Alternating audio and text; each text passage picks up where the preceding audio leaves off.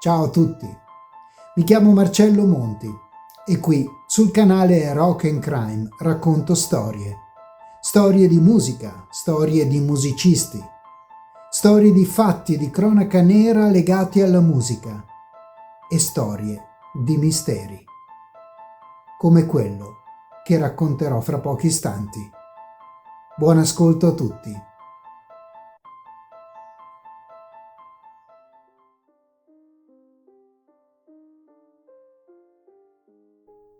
La storia della canzone Peanut Duck e della misteriosa cantante Marcia G è uno di quei piccoli enigmi della musica che sembrano usciti direttamente da un romanzo noir.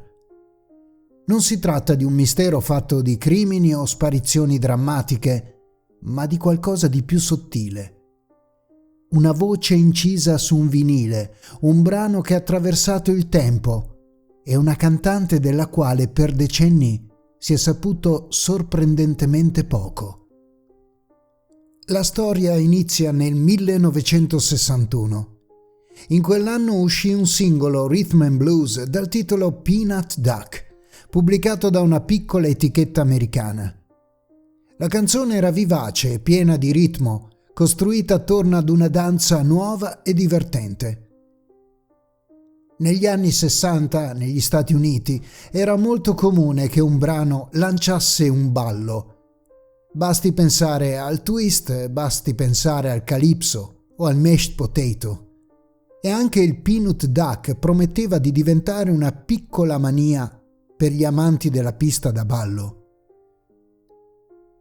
La voce solista del brano era quella di Marcia G. La sua interpretazione era energica, allegra, piena di carattere.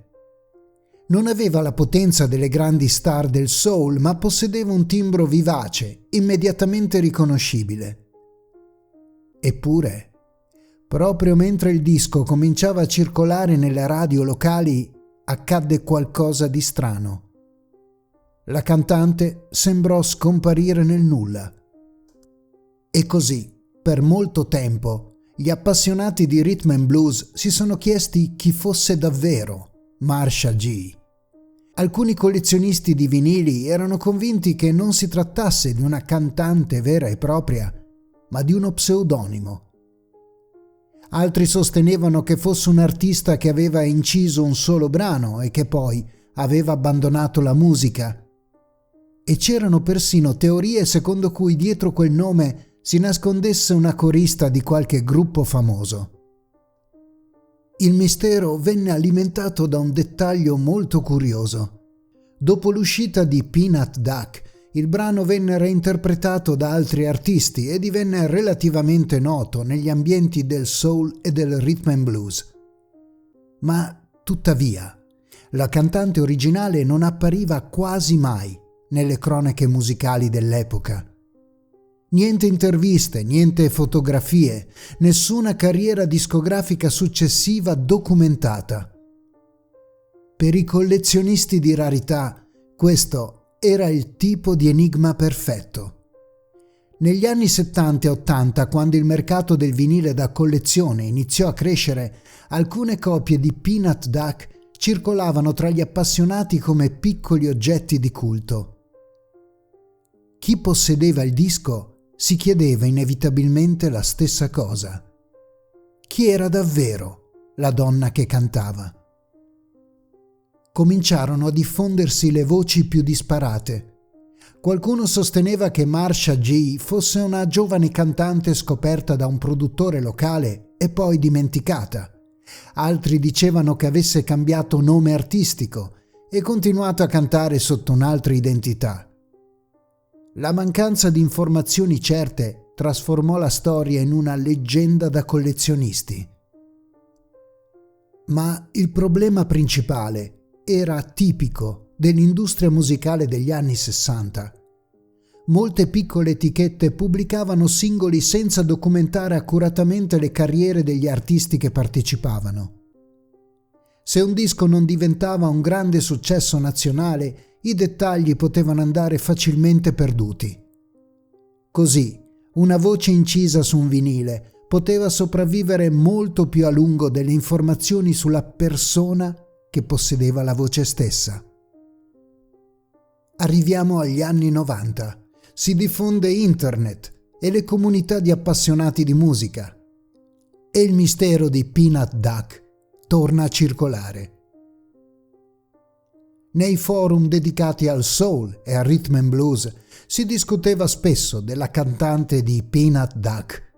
Alcuni utenti analizzavano registri discografici, altri cercavano vecchi musicisti che avessero lavorato nelle stesse sessioni di registrazione.